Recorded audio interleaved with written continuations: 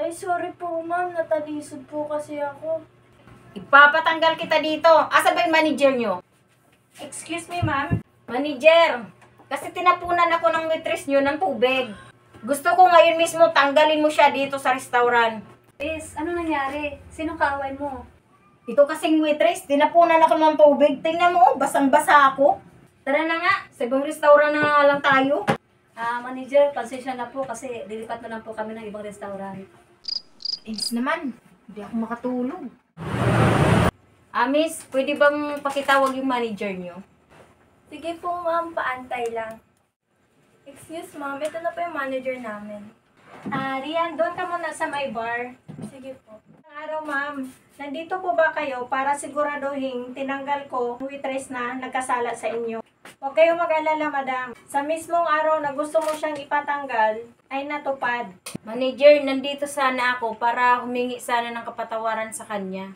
Sobrang nakonsensya po ako na pinatanggal ko yung waiter nyo.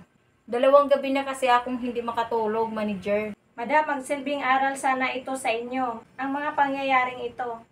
Hayaan niyo po at subukan kong maiparating sa kanya ang paghingi niyo ng kapatawaran.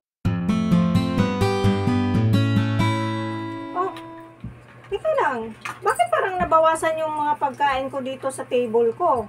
Kaka-grocery ko lang ah. Sekretarian, itatanong ko lang. Grocery ko lang ng biscuits sa candies ko.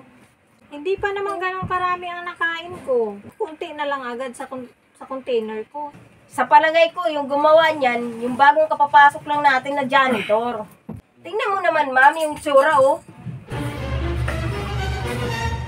Oy, manong janitor, tawag ka ng boss natin. Yari ka ngayon. Morning po ma'am, pinatawag niyo po ako.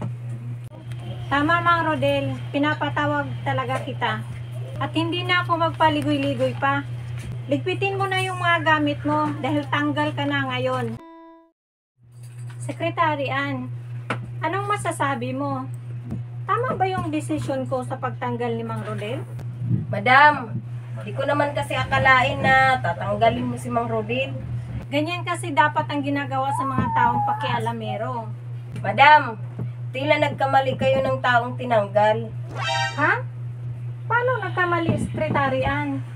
Madam, ang tunay kasing may kagagawan, mga pagkawala ng mga pagkain dito sa office, walang iba kundi ako.